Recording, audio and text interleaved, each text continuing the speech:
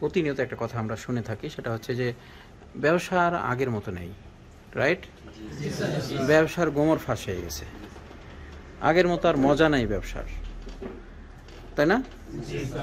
আচ্ছা, আমরা কি করি, কিছু কিছু ফোন আছে, একটা ফোন ঠিক করলে 5,000 টাকা পাওয়া যায় বর্তমান সময়ে। এটা কি 10 বছর আগে সম্ভব ছিল? 5,000 টাকা ইনকাম করতে কমপক্ষে আপনার 30টা ফোনে কাজ করা লাগবে। প্রতিনিয়ত একটা কথা আমরা শুনে থাকি, সেটা হচ্ছে যে ব্যবসার আগের মতো নেই, রাইট? ব্যবসার গোমর ফাঁস হয়ে গেছে, আগের মতো আর মজা নাই ব্যবসার, তাই না? আচ্ছা, আমরা কি করি, কিছু কিছু ফোন আছে, একটা ফোন ঠিক করলে 5,000 টাকা পাওয়া যায় বর্তমান সময়ে। এটা কি 10 বছর আগে সম্ভব ছিল? 5,000 টাকা ইনকাম করতে কমপক্ষে আপনার 30টা ফোনে কাজ করা লাগবে। তাহলে কি বিজনেসটা আগের মতো আর নেই, এই কথাটা কি সঠিক? অনেক মানুষ আছে লাখ লাখ টাকা ইনকাম করছে, শুধুমাত্র তারা ডিফারেন্ট কিছু সলিউশন ক্রিয়েট করতে পারছে, যার কারণে আমাদের ডিফারেন্ট সলিউশনগুলো ক্রিয়েট করতে হবে। এখন আমাদের এই ফোনটা ডেড, অন হচ্ছে না, কাস্টমার তো এতটুকুই বলবে যে আমার ফোন অন হচ্ছে না, বাকিটা আপনাকে করতে হবে। তো আমরা এখন দেখব যে স্টেপ বাই স্টেপ আমাদের কাজগুলোকে কিভাবে যাচাই বাছাই করতে। ফার্স্ট টাইম আমাদের ফোনটা খুলতে হবে, খোলার পরে আমরা প্রাথমিকভাবে ব্যাটারিটাকে হট টেস্টিং করব, যেহেতু আমাদের ফোনটা চার্জও নিচ্ছে না এবং অনও হচ্ছে না, তাই না? তাহলে ব্যাটারি আমাদের টেস্টিং করতে হবে। টেস্টিং করার জন্য ডিসি মোডে, ব্যাটারি টেস্টিং ডিসি মোডে। ব্যাটারিতে মিনিমাম কত ভোল্টেজ থাকবে? আচ্ছা, আমরা দেখতে পাচ্ছি যে এখন ব্যাটারিতে ভোল্টেজ আছে কত? এই মুহূর্তে আমরা দেখতে পাচ্ছি যে আমাদের ব্যাটারি ভোল্টেজ আছে 3.4, আর এই ভোল্টেজটা সাধারণত ছিল না, কিছুক্ষণ আগে আমরা ব্যাটারি ভোল্টেজটা বুস্ট করেছি এবং ব্যাটারি ভোল্টেজ আসছে। তাহলে আমরা ফার্স্ট টাইম দেখব ব্যাটারি ভোল্টেজ আছে কিনা। যেহেতু আমাদের ব্যাটারি ভোল্টেজ ছিল না, তার অর্থ কি? ব্যাটারিটা খেয়ে ফেলেছে। সাধারণ যে ব্যাটারি ভোল্টেজটা থাকে কত পরিমাপের হয়ে থাকে? ধরেন একটা ফোন ফুল চার্জ আছে, ব্যাটারি কত ভোল্ট? 4 volt, 4 volt. হ্যাঁ, আচ্ছা, যদি আমাদের ব্যাটারি 0% হয়ে যায়, তারপরে ফোন বন্ধ হয়ে গেল, তাহলে কত ভোল্ট থাকবে? 3.6, 7 অথবা 3.5 এর উপরেই থাকবে। হ্যাঁ, 3.4 এই ভোল্টেজটা ছিল না, আমরা এটাকে বুস্টিং করেছি। এরপরেও আমাদের ফোনে চার্জিং কোনো সিগন্যাল নেই। দেন আমরা এখানে কোনো শর্ট আছে কিনা সেটা চেক করব। আমাদের কোল্ড টেস্টিংয়ের জন্য কি ভ্যালু? Diode value. ডায়োড ভ্যালুতে আমরা এখানে যে ভ্যালুটা পাই সেটা আমরা দেখে নিই। আমরা দেখতে পাচ্ছি যে অলমোস্ট এখানে 2.052, তার মানে এটা 2000-এর উপরে আছে। তাহলে আমাদের এটা ক্লিন আছে। আর আমরা এটা রাইট সাইড ধরি, আমরা এখানে দেখতে পাচ্ছি 484, এটাও ঠিক আছে। তাহলে আমাদের এই কোল্ড টেস্টিংয়ে কোনো ধরনের শর্টিং ইস্যু নেই। এখন ব্যাপার হচ্ছে যে আমি ব্যাটারি এখানে লাগিয়েছি, লাগানোর পরে তো চার্জ নিচ্ছিল না, তাই না? অনও হচ্ছে না। এখন আমাদের দেখার বিষয় হচ্ছে পাওয়ার সাপ্লাই। তো পাওয়ার সাপ্লাই এখানে আমাদের ভোল্টেজ কত থাকবে? 4.2 বা 1। আমরা এখানে 4.2 রাখি, 4.2। এরপরে আমরা হচ্ছে মোবাইল ফোনে এটা কানেক্ট করব।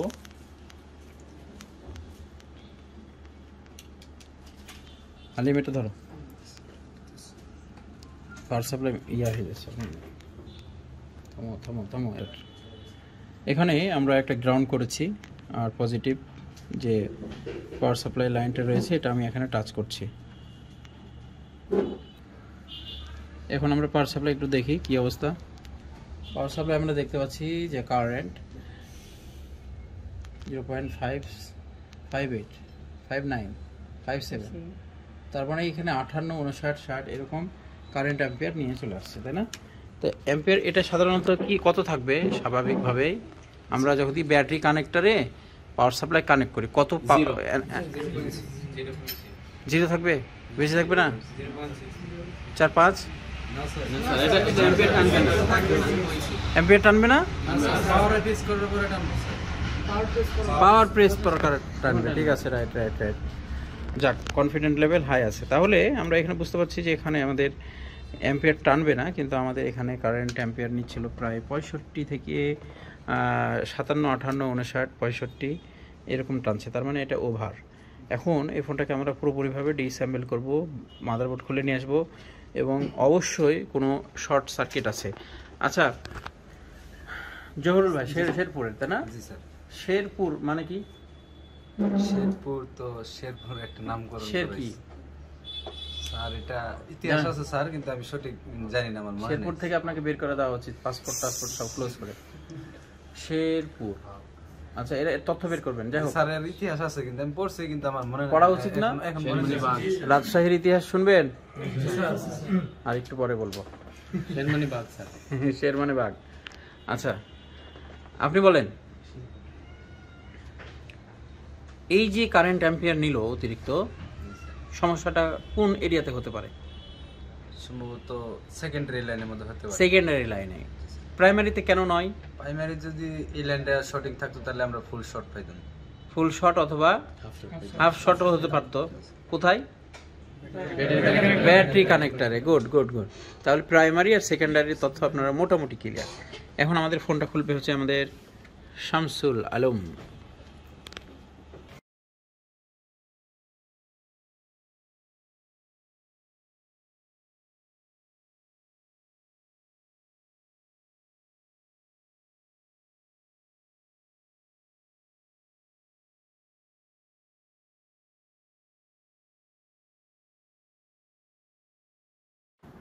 আমরা এখানে দেখতে পাচ্ছি মাদারবোর্ডে আমাদের প্রথমে কি করতে হবে? I therapy. হ্যাঁ, কোনো জায়গায় কোনো গোলযোগ দেখতে পাচ্ছেন না কি না এই বিষয়গুলো নিশ্চিত হতে হবে।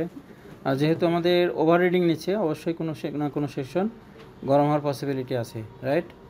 কিন্তু এখানে আই থেরাপিতে আমাদের কিছু সমস্যা আমরা দেখতে পাচ্ছি যে এই জায়গাটা কী অবস্থা। এখানে ক্যাপাসিটার একটা ছিল, সেটা রিমুভ করে ফেলা হয়েছে। এখানেও একটু অসঙ্গতিপূর্ণ কিছু বিষয় দেখা যাচ্ছে, সম্ভবত এই সেকশনে কেউ কাজ করেছিল। এখানে আমরা ক্যাপাসিটারগুলো একটু কেমন যেন অস্পষ্ট দেখতে পাচ্ছি না? যাই হোক, আমরা একটা ফার্স্ট টাইম এটাকে ওয়াশ করি। আর যেহেতু আমাদের এখানে কোল্ড টেস্টিংয়ে কোনো অ্যাবনর্মাল ভ্যালু আমরা পাইনি, অতএব আমাদেরকে এখানে ভোল্টেজ দিয়েই দেখতে হবে।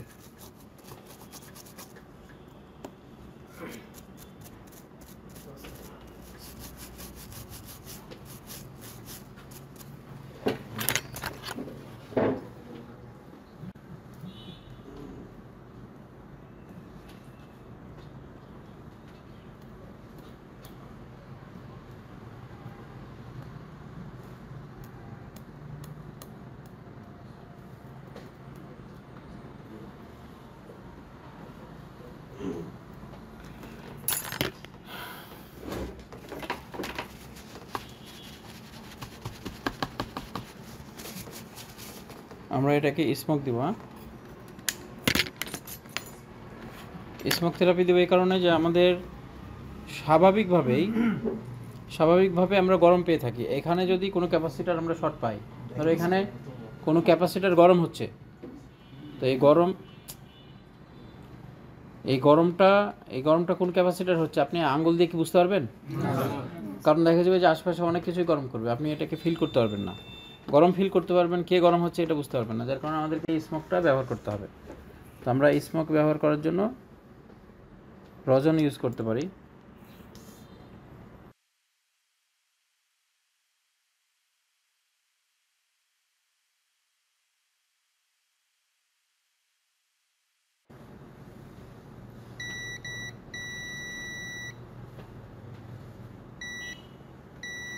এই দুটো আছে ভিভ্যাটের টেস্ট পয়েন্ট, ঠিক আছে?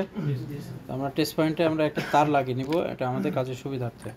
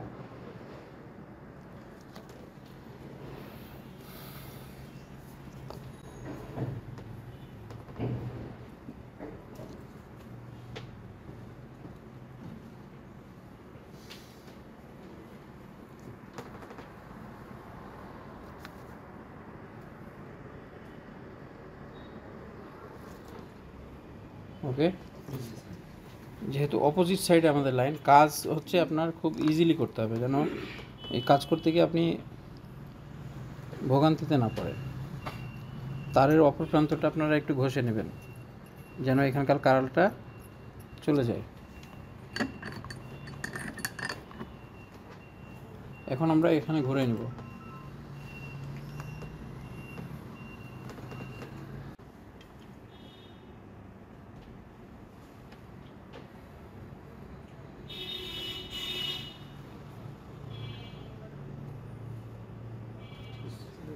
পাওয়া গেছে?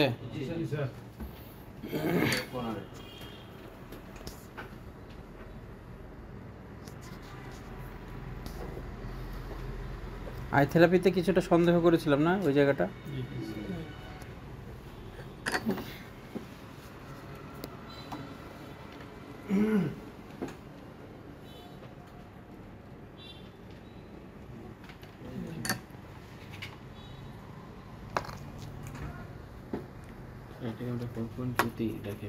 হ্যাঁ, আমাদের ভোল্টেজ 4.2তেই ছিল, আর পাওয়ার সাপ্লাই দিয়ে ধরেছি আমরা এটা।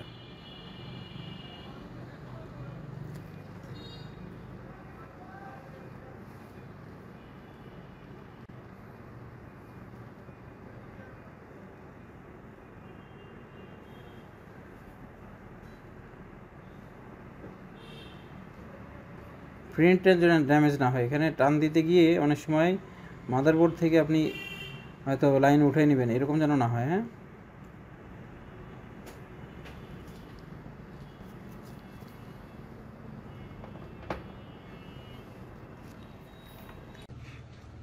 এখন আমরা চেক করি যে আমাদের এখানে সমস্যাটা গিয়েছে কিনা। তাহলে এটা যেহেতু আমাদের পজিটিভ লাইন, এখানে আমরা টাচ করিনি, যেভাবে আমরা চেক করেছিলাম সেভাবে আমরা চেক করছি, সহজ চেক। আমরা পাওয়ার সাপ্লাই দেখি, নো ওয়াটার রিডিং। হ্যাঁ, কোনো রিডিং নেই। আচ্ছা, এখন আমরা দেখব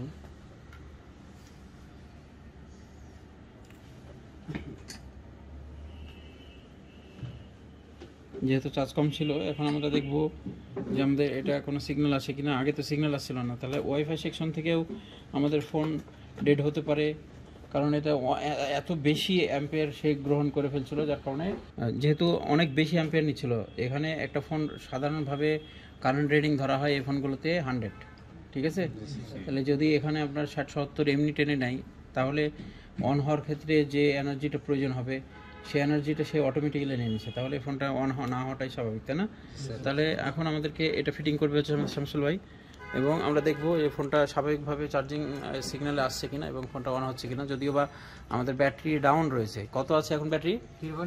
3.4। তাহলে আমাদের এখন দেখতে হবে যে ফোনটা রান করছে কিনা। আমরা একটু ভালোভাবে চেক আউট করি। আসলে বিষয়টা হচ্ছে যে কিছু স্টেপ আছে, যখন আমাদের সমস্যাটা অন্যদিকে যাইতো তাহলে আমরা স্টেপটা অন্যদিকে মোড নিতাম।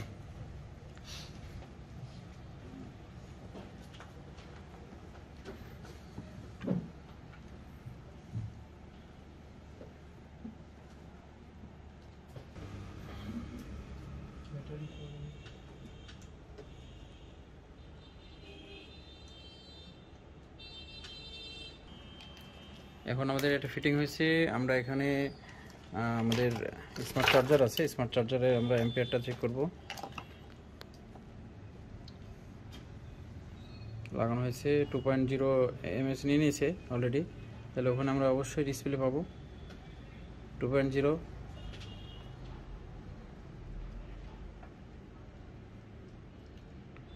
আগে এখানে 0.6 ছিল, তাই না? দেখছিলেন? আপনি ব্যাটারিটা খুলে আরেকবার ডিসপ্লে কানেকশন করবেন, ব্যাটারি আগে খুলে।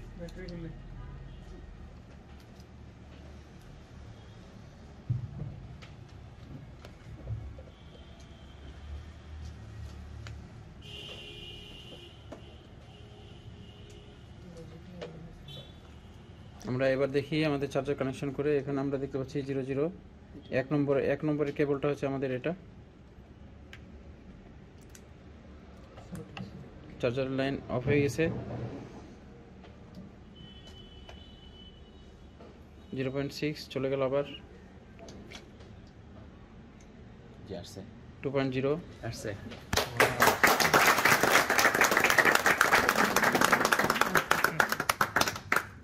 কানেকশন আমরা দেখতে পাচ্ছি, দেখি একটু করেন পাওয়ার চাপ দিয়ে।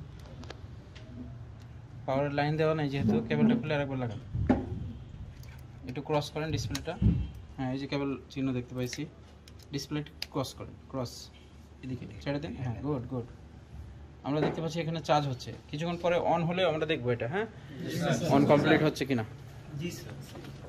কি হয়েছে ক্যাপাসিটারই আমাদের এত জ্বালা দেয় স্যার। জ্বালা দেয় না, ক্যাপাসিটারের তো কাজ আছে, যার কাজ আছে সে তো জ্বালাবে। দেখি একটু সোজা করেন ফোনটা, একটু সোজা করেন, দেখতে পাই না এখান থেকে, যেহেতু আলো কম, ব্রাইটনেস বাড়াই দেন। গুড গুড, এই যে দেখতে পাচ্ছি আমরা ফোনটা রান হয়েছে।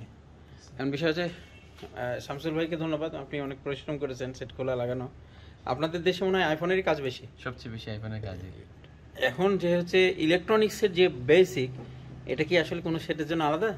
না স্যার, একেবারে সমান, প্রত্যেকটা ফোন স্টেপ বাই স্টেপ করতে হবে, আর একটু বুঝে কাজটা করলেই প্রত্যেকটা কাজ সাকসেস হবে।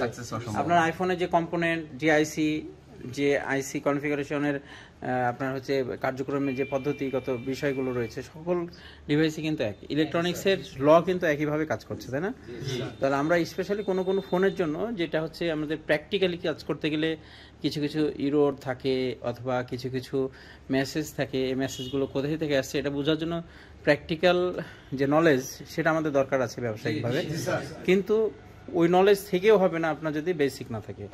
ইনস্টিটিউটগুলো আপনাকে বেসিকগুলো যথাযথভাবে দিবে, আর কিছু প্র্যাকটিক্যাল নলেজ আছে, এগুলো আপনি কাজ করতে করতে অর্জন করতে পারবেন। ঠিক আছে, তো অসংখ্য ধন্যবাদ সবাইকে সাথে থাকার জন্য। গ্লোবাল নলেজের জন্য আপনারা সকলে দোয়া করবেন। আমরা আসলে রেগুলারলি ভিডিওতে আসতে পারছি না, বিকজ আমাদের অনেক ব্যস্ততা, এটা বুঝতে পারছে। দূর থেকে অনেকে মনে করতে মিলন স্যার শুধু ঘুরে, ফেসবুকে ছবি দেয়, এখানে আসার পরে ওরা আমাকে দাওয়াত দিয়ে পায় না খাওয়ার জন্য। যাই হোক, সবাই ভালো থাকবেন। আসসালামু আলাইকুম ওয়া রাহমাতুল্লাহ।